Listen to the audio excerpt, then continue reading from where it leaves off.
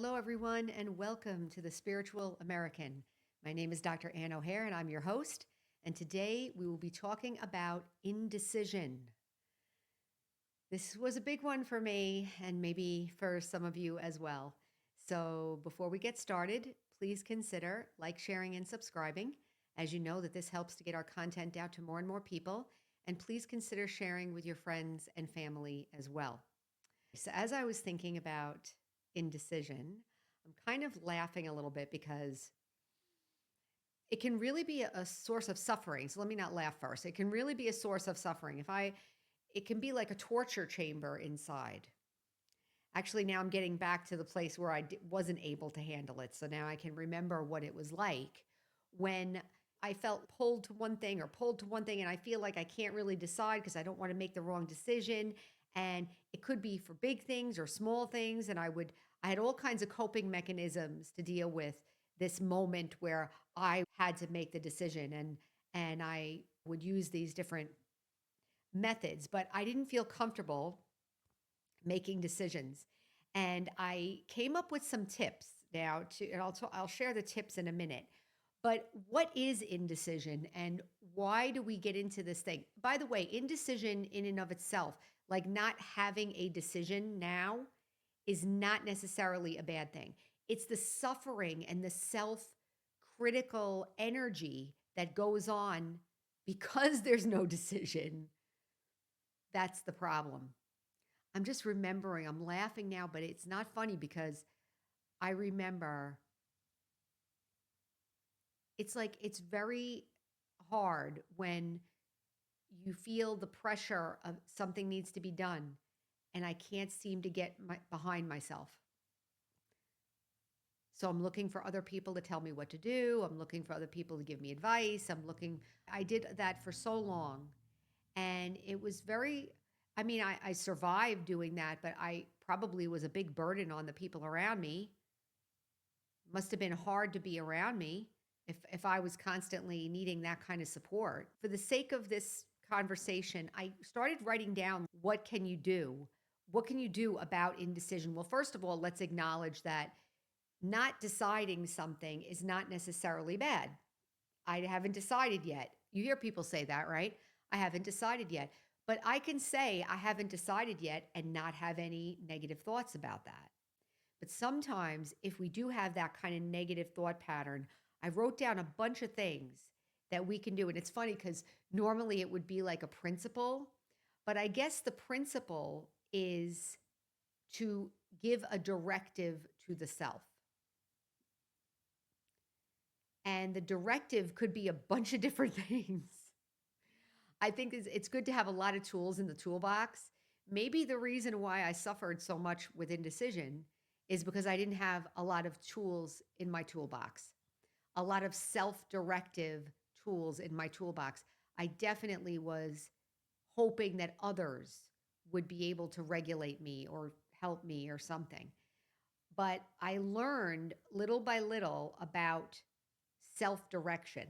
And I'm going to give an example again because I gave this example before about the westerns, like the Clint Eastwood westerns or I'm sure John Wayne and things like that, but I'm thinking Clint Eastwood because those are the ones I'm familiar with. But it was all about self-respect and it was all about making your own decisions. A lot of times it was about shootouts and justice and all this. But what about do I do the laundry now or do I do it later? I mean, it could be something so simple. And if I get into the habit of being kind of helpless, which is the word I was kind of looking for, helpless. You get into this helpless mode, which feels terrible. And so the cure for that is to generate a directive. One way or the other, you're directing yourself.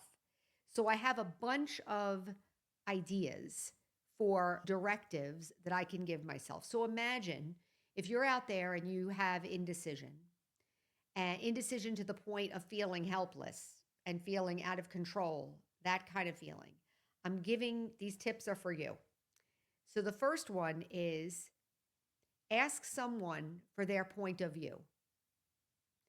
Don't ask, what do you think I should do? You can say, if it was you, what would you do? So, in other words, you're keeping your self respect, but you're taking in another opinion. Well, what do you think about this? If you had to decide, what would you do? I think that's okay because I think it's okay to get other people's opinions. And actually, when we built a house, that not this house we're in now, but the house that we were in previously was built from a picture I drew on a piece of paper. It was kind of amazing to be able to do that at least once in your life, to be able to have a custom home.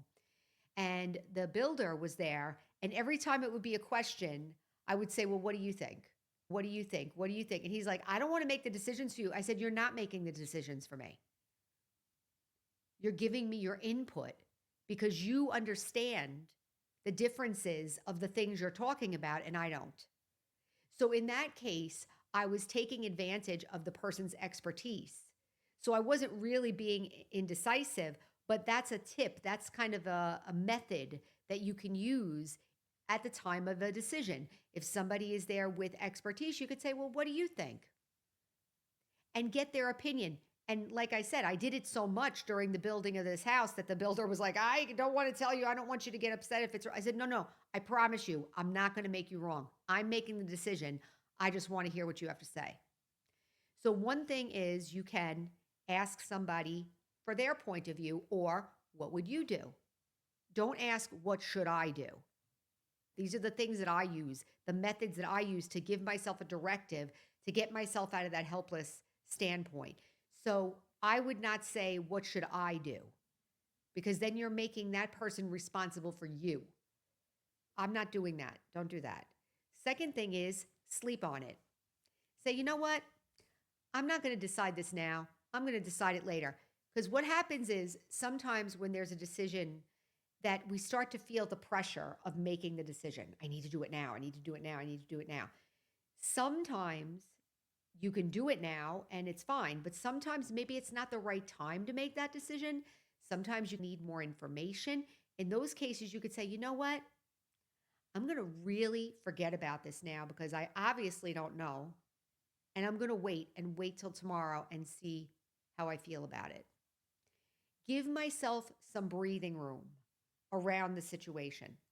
One other thing about this, sometimes that feeling of I have to do it, I have to decide, I have to make the decision, I have to figure out what to do can be very strong. In those cases, I feel like there was one time, wow, I'm telling on myself here, but there was one time where I was so frustrated with the computer, and I'm sure you all can relate to this. This wasn't working, that wasn't working, and I was getting frustrated. And I said, "You know what? I'm going to throw this computer in the lake." Why did I say that to myself? I had to do something to reassert my authority. Think of Clint Eastwood, right? Like, who's the one with the most self respect? I'm not going to let a computer bring me down. And I'm not going to let this decision bring me down either. So, guess what? Nope. And I'm going to wait. And I'll wait till tomorrow. See if that works. Another one. I can decide not to decide, period. You know what? I'm not going to make this decision. I'm going to let it sit there. I'm not going to do it.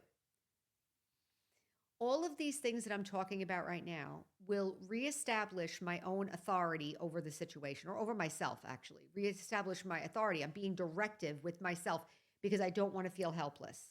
So I'm going to decide, you know what? I'm not going to make that decision. That's it. And then let's see if the world blows up. Let's see if something bad happens. The next one, pick one and take whatever consequences comes. So this is another way to be powerful in this situation. You're back and forth. I don't know what to do. I don't know what to do. I don't know. You know what? I'm just going to pick this one and whatever happens, happens. And I'll handle it. So in other words, you get behind yourself and go for it and see what happens. In those cases, maybe that would be a decision where both things seem like they're okay. Like there's not a clear right and wrong choice or better or worse choice where both choices seem okay. In that case, just choose one and take the consequences, see what happens as a result of that choice. The next one is do what's best for you.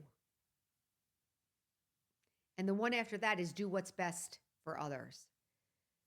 So do what's best for you means that not selfish, but You're taking your own feelings into consideration and you're doing what's best for you.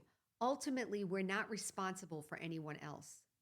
And as adults, we have the freedom to say yes and to say no to things and to set boundaries and say, no, I'm not going to do that, or yes, I'm going to do that. We don't have to be run or ruled by our life.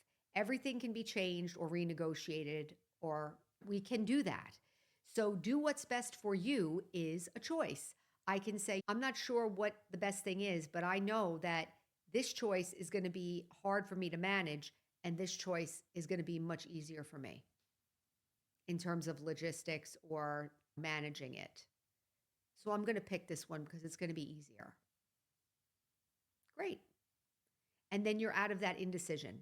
Another one is, like I said, do what's right for the other person, or do what's right for something else, or do what's right for the mission of the company. But in those cases, make sure you're taking your own feelings into consideration. Do not betray your own feelings. And this is a tough one because sometimes we're not sure what our feelings are. And I'll give an example of this. At work, there's some changes at work, and there's a little bit of uncertainty as to what's going to happen. This is happening right now. There's a little uncertainty right now about what's happening. One of the things that I do when there's uncertainty is I try to think about all the possibilities and how I'm going to handle it. And again, that kind of directive energy. And I'm thinking, well, if this happens, I'll do this. And if this happens, I'll do this. And I'm not going to leave the job and I'm going to need the health care. So that means I'm staying in the job and the family is going to support me. And that's it. And that's what's going to happen.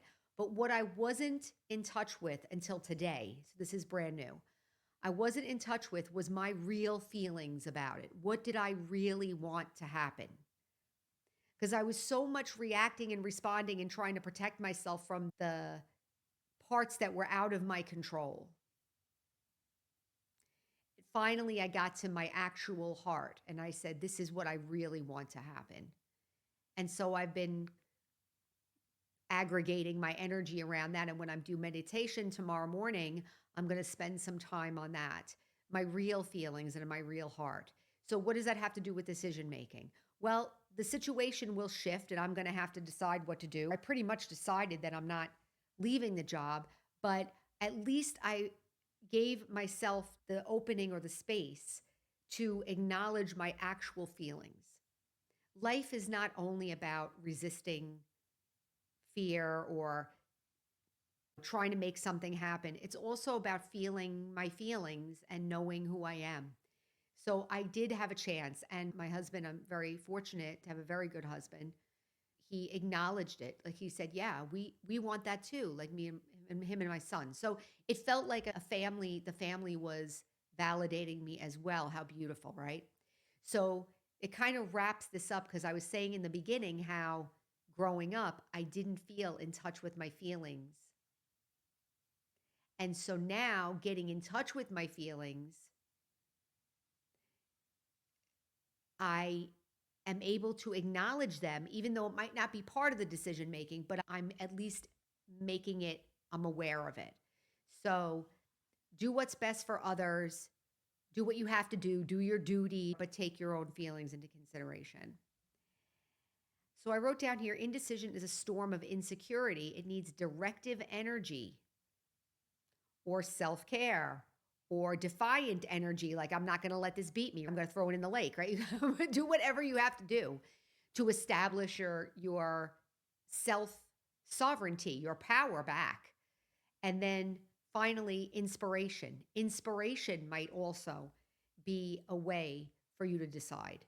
Maybe I'm inspired by this thing. Maybe I want to give my more energy towards it. So I'll leave it there. I hope that that gave a little bit to think about. I know that indecision was a great source of suffering for me for a while there because I had that self critical voice or self critical thinking and also that helpless feeling. That's not a good combination. So learning how to add that directive energy, that kind of self respect, that Western kind of thing, like I'm standing here, that's it. And then using those tips, it's not just one thing. There's a whole bunch of things that I can use to break me out of that state and into a more stable self respect. and a decision or no decision. So I'll leave it there. Remember, our slogan is heal, empower, and serve. And until next time, take care.